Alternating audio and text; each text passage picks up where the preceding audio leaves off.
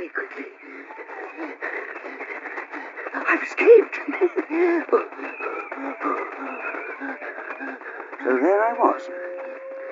Yes, but where was I? The sun was shining brightly and the air smelled clean and fresh, but I'd no food, pony, hood, cloak, no buttons on my coat, and not the slightest idea which way to go. Nor had I any friends.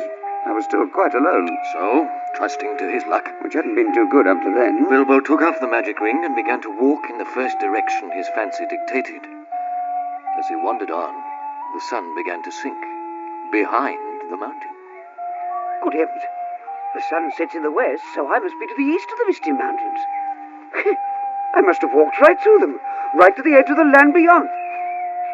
Oh, the land beyond. Oh, where can Gandalf and the dwarves have got to?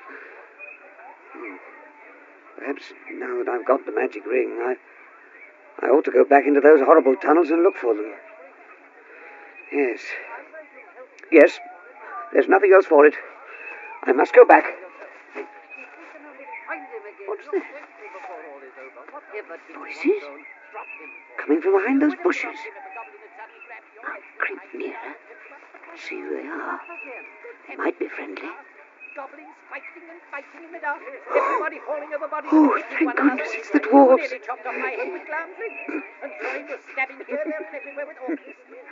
I'll put the ring on. It'll give them all a surprise.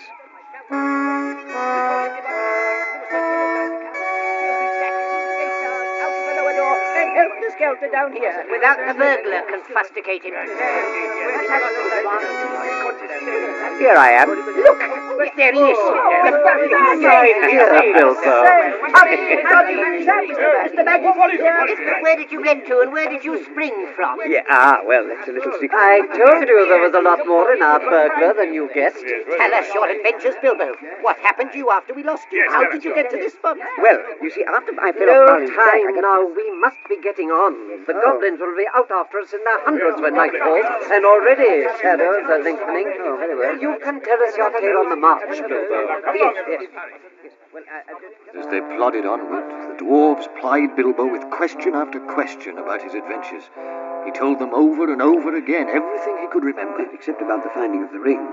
But Gandalf gave me more than one strange look from under his bushy eyebrows, and I remember wondering if he had guessed that part of the tale without my saying. The way grew rough and treacherous, and at one point the whole party found themselves slithering helplessly down a long, steep slope of fallen stones, the remains of a landslide.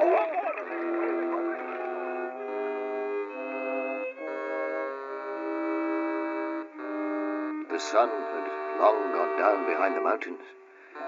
The company limped along as fast as they were able, and all the while the forest gloom got heavier and the silence deeper. Suddenly they came to a clearing where the bracken ceased and the pine needles were thickly carpeted upon the ground.